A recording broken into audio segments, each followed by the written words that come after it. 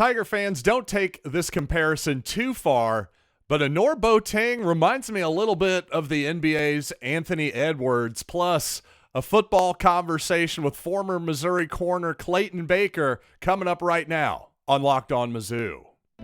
You are Locked On Mizzou, your daily podcast on the Missouri Tigers, part of the Locked On Podcast Network, your team every day.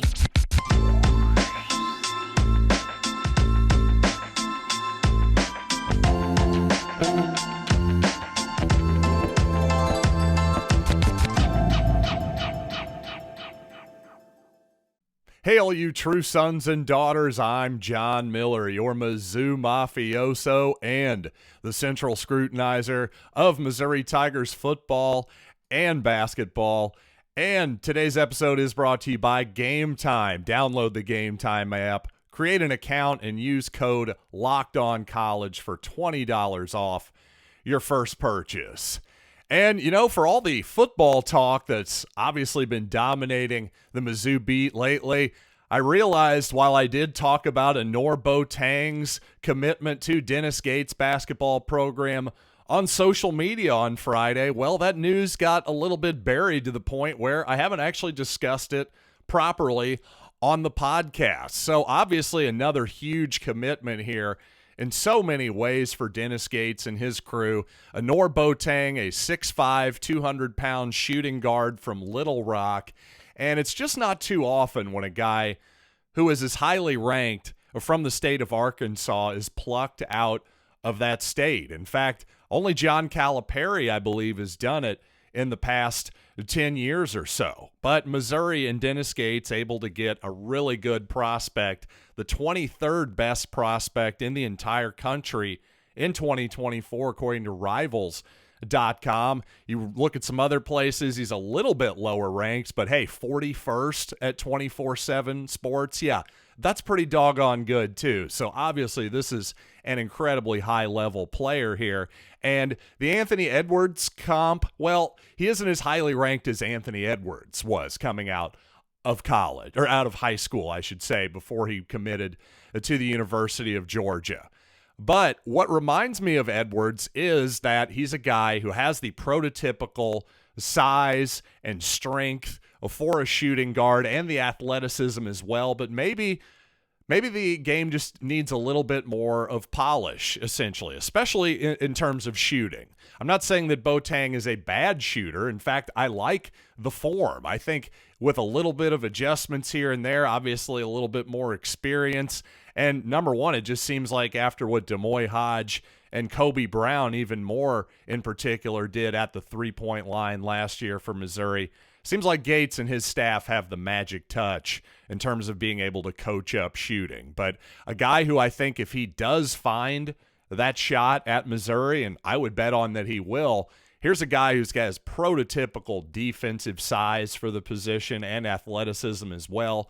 I don't think he has the extreme outlandish athleticism that Anthony Edwards might possess. Again, that's why I don't want anybody to go completely crazy with that comparison. I'm just making the comparison because, again, the prototypical athleticism and body, I think he's going to grow into an even more polished player than what you see today with the help of Dennis Gates and the whole coaching staff. And again, as we sit today, depending on which service you look at, Missouri either has the number 1 or number 2 ranked basketball class in the country. And if Missouri gets nobody else just based on their scores, well, this is a top 10 class, but it seems almost certain that Missouri's going to get at least one more high school player and probably a high-level high school player, at the very least a top 100 type kid, maybe even a top 10 or 15 nationally type kid if it's somebody like Jaden Quaintance from Raleigh, North Carolina. So just an exciting freaking time to be a Missouri basketball fan once again. And of course, if you missed it yesterday, a lot of Missouri fans were upset, and I was definitely surprised, at first at least, that the Missouri-LSU game is now an 11 a.m. kickoff on October 7th. That was announced just yesterday. I was assuming it was probably going to be a night game just because it was sure looking like Missouri is going to be undefeated entering that ball game. Of course, LSU 13th currently as well. But you know what? When you really actually look at the slate for that week, it does actually make some sense what happened there because, well, the 6 p.m. ESPN time slot, Georgia against Kentucky, that's a battle of two undefeated squads, at least currently. We'll see what happens here in week 5 for those two teams, but as of right now, that makes sense that game would be in a prominent slot. Now, of course, Missouri could have gotten the 6:30 time slot on the SEC network, but wouldn't that have been more of an insult than having the ESPN time slot at 11 a.m., the post-game day slot? That's actually a pretty good slot in terms of actual coverage and media eyeballs, just audience for your team in general. So actually, the 11 a.m. post-game day ESPN slot is a nice slot for Missouri and LSU.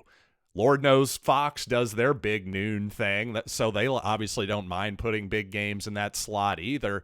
The 2:30 CBS slot, Alabama and Texas A&M. I suppose we can argue which game you expect to be better. I think actually Missouri and LSU might be a more entertaining football game, but A&M and Alabama, tough to argue with the amount of eyeballs on those two particular programs. So I don't know. To me, at the end of the day, kind of much ado about nothing. Missouri's going to have to play a good ball game regardless of when the game kicks off. Certainly, Missouri just won a huge game at 11 a.m. against K-State. So who knows? Maybe we've got the home morning routine down, and this is actually an advantage for the Missouri Tigers. We shall see.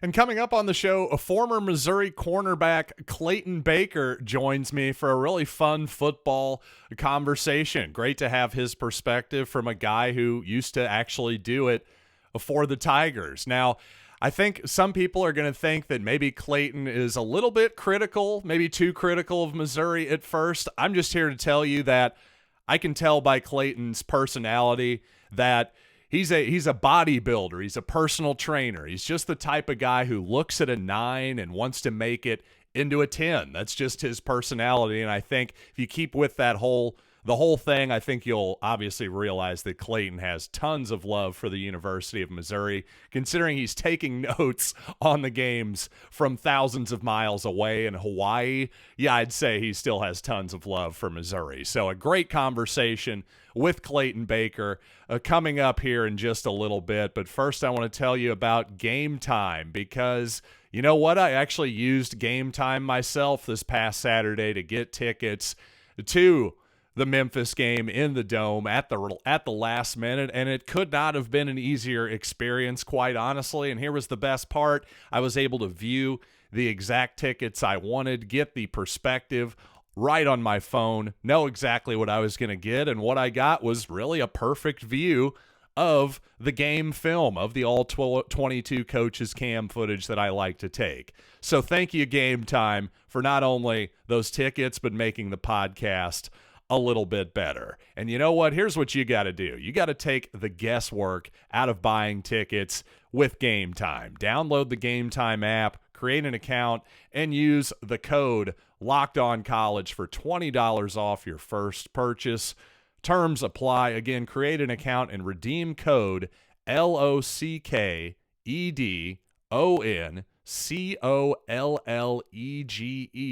for $20 off. Download Game Time today. Last minute tickets, lowest price, guaranteed. All right, ladies and gentlemen, welcome to the Locked On Mizzou podcast. And, well, the other day I was telling a personal story from way back in the 90s about Clayton Baker, a former Missouri cornerback. And, well, wouldn't you know it, it's as if I conjured him out of thin air. He's joining us here from Hawaii very early in the morning here. So thanks for being here, Clayton. Well, thank you for having me on. This is quite a pleasure. It truly is. Yeah, we were just talking about the old days and my mom and all kinds of stuff. But, you know, we could talk about the old days forever. But I want to talk about the 2023 Tigers, actually, with Clayton. And he just sent me a message last night, just having, you know, we're going to pick some nits from the Tigers game and the Tigers start to the season for sure. But, of course, Missouri's 4-0. I want to hear what you liked about Missouri's win over Memphis before we start picking some nits, Clayton. Well, I think the one thing that I like the most from an offensive standpoint, I think that we're starting to open up the offense more and not be just dedicated to getting the ball to Burton. Now, I think that we're doing a good job of getting him the ball, but the thing that made Missouri such a tough offense for the longest years under Pinkel was that you could not stop one guy. If you stopped one receiver, three other receivers picked up their game. And now, and also dealt with trust. And I think you're starting to see Brady Cook trust his other receivers more because that touchdown that you saw him throw at the start of the game, that was the Yep. exact same route that Burton had ran the week before. And that just shows trust because he set his feet, he threw it, and the next thing you know, touchdown, which is the exact same thing. So offensively, I like what I see as far as pushing the ball. The thing that still bother me, I still feel we're not consistently running the ball.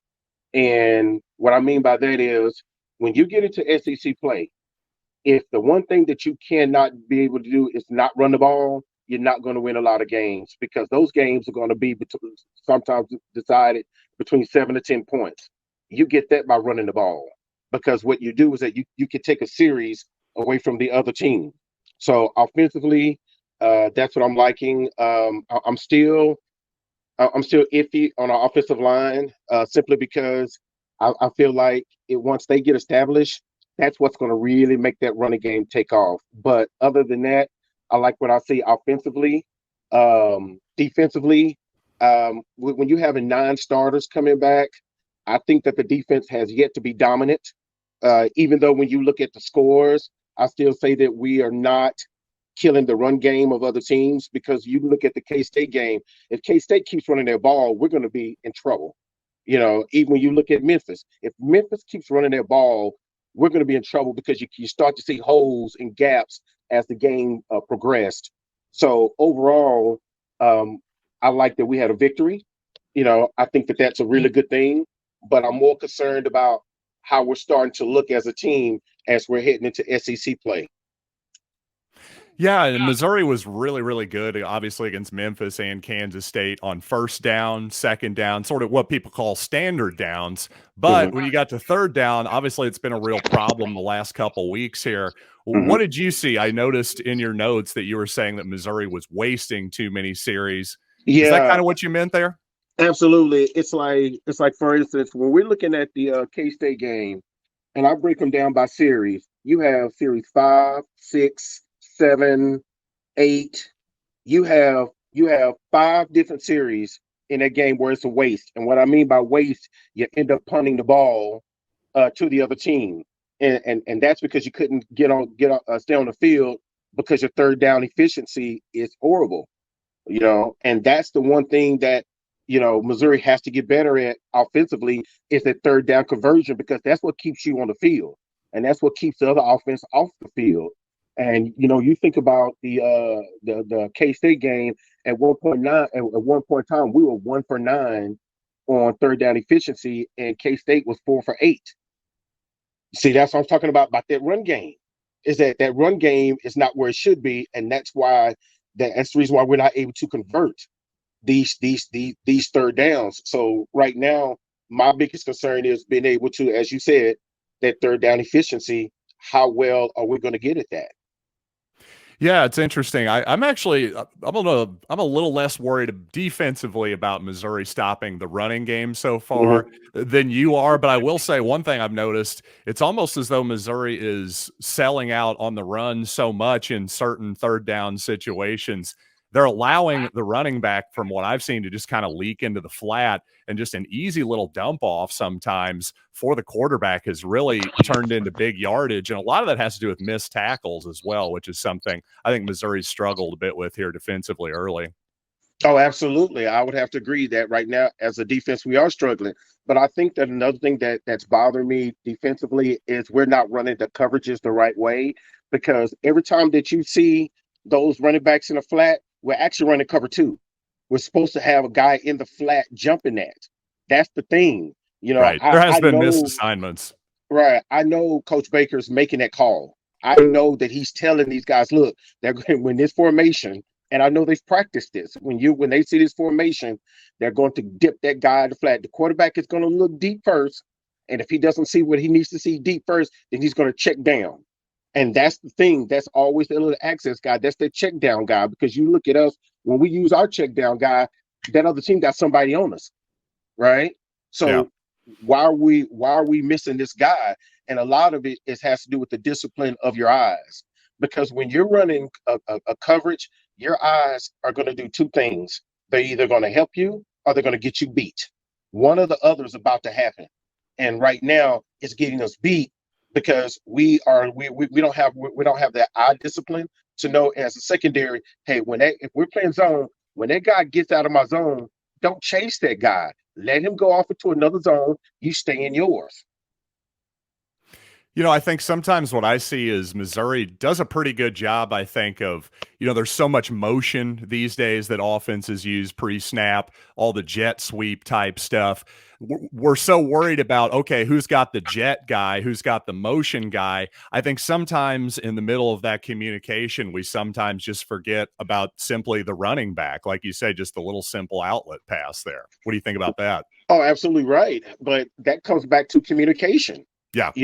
When I was there, we had the title of the Gab 5. And the reason why they called it the Gab 5 wasn't because of the trash talking. It was because of that's how much we communicated before and after each play. It's like there were times when I would tell Damani Cross, hey, Damani, I'm gonna jump everything short. If that guy goes deep, you got him. But I'm gonna jump everything short. And so that was the communication right there. So Damani knew if that guy goes deep, I got him now. But anything short, Baker's going to jump him, right? But that's where the communication goes because these guys are veteran guys. Rakestraw, I met him in August.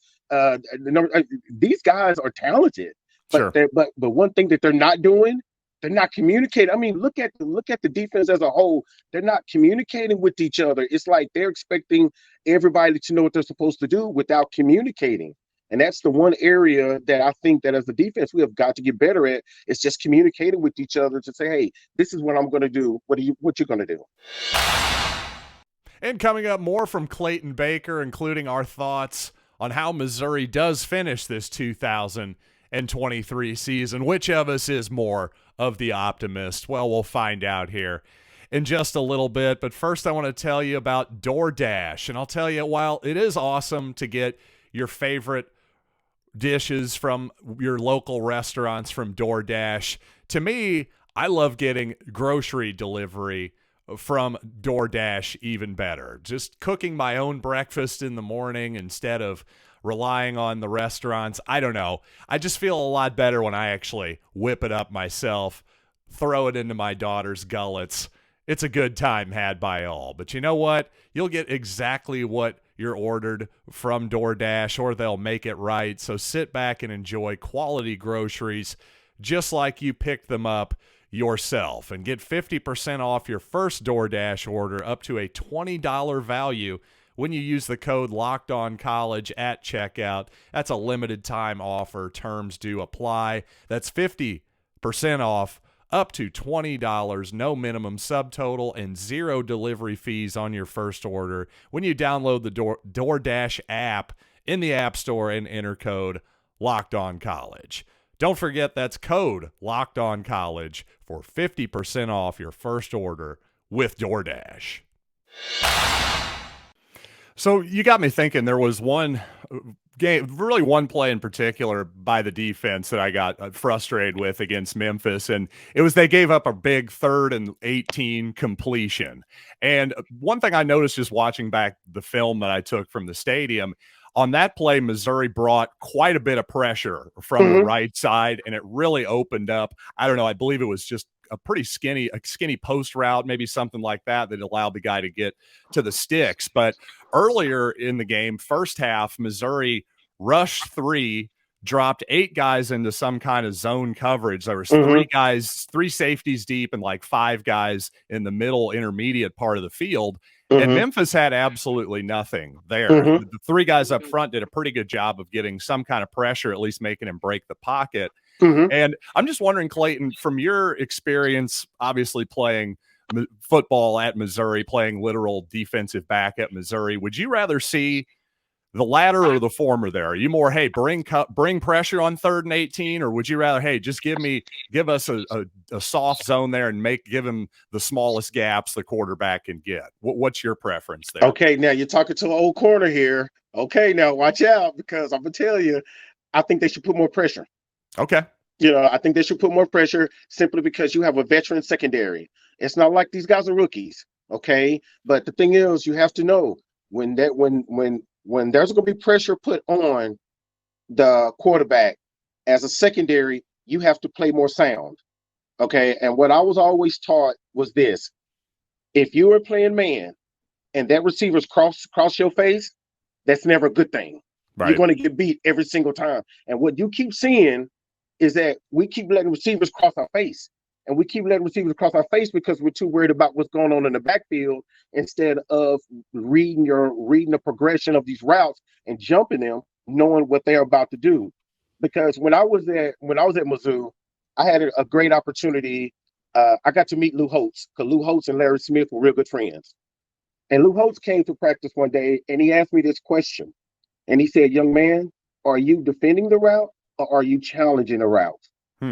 And for the longest time, I didn't understand it first. And he could tell by my look, I didn't understand. He said, "Okay, here is the difference. When you're challenging a route, you know what route they're going to run, and you're going to try to stop them from running it. When you defend the route, you have no idea what they're running, and then you're just reacting." Right. And so I just wonder sometimes, are we challenging the route or are we defending the route? Which one are we doing in the secondary? Because I have yet to figure that out. Well, I'll tell you this. I think Chris Abrams-Drain is certainly defending the route, in my opinion. And I think Rakestraw is really just about right there with him. I mean, you're the corner. You could tell me. But to my eyes, I think our outside corners are excellent. I think at times, though, if Missouri brings pressure and they don't get home, I do worry about the safeties, the linebackers, if they're going to have enough time to hold up in coverage. That's something I would worry about. Well, I mean, I could see that, but I can also say this from a technique standpoint. If you are in man coverage, you cannot give up the inside. Right. Period. Point simple. You have to let the quarterback throw outside. Yeah. And what I keep saying is whenever you talk about the safeties, that goes back into communication once again, where the safeties and the corners are not communicating with each other. Because if you're going to play from an outside technique, then that safety has to know that, and to know that I'm going to play everything on the inside. Right. Right. So then if he breaks inside and comes and goes vertical, guess what? Now the corner is going to be playing on this upfield outside shoulder, and the safety is going to be playing on the inside. That's almost like a double team or a bracket, but it's not. It's just the evolution of the coverage. Now, obviously, you think Missouri, one note you sent me here before we started recording, you think Missouri needs to create more turnovers. Obviously, every defense wants to create more turnovers. Is it just as simple as creating more havoc up front, or do you think there's something the actual defensive backs can do as well from your perspective? Well, a couple of things. Number one, I think that if we play tighter coverage, I think that the pressure that we're automatically going to put on the quarterback is going to change things. But I also say this, that the reason why I was saying more turnovers, and yes, every defense would like that, but if you think about this, Missouri has 9 returning starters back on this defense. They should be averaging 3 or 4 turnovers a game. That's where they should be, because they're that veteran and they're that good. But what you see is, even when they put pressure on the quarterback, they're not always getting there. And since they're not getting there, they're getting that quarterback time to throw their ball. Now, I don't care how good you are as a corner, you got 4.2 seconds to cover that receiver. After 4.2 seconds, when we get into 5.2, 5.3 seconds, now you're going to get beat deep, because now you're allowing that quarterback time to set his feet. And you know as well as I do, when you're at the Division I level, I don't care what team it is, when you let the quarterback set his feet, you're in trouble.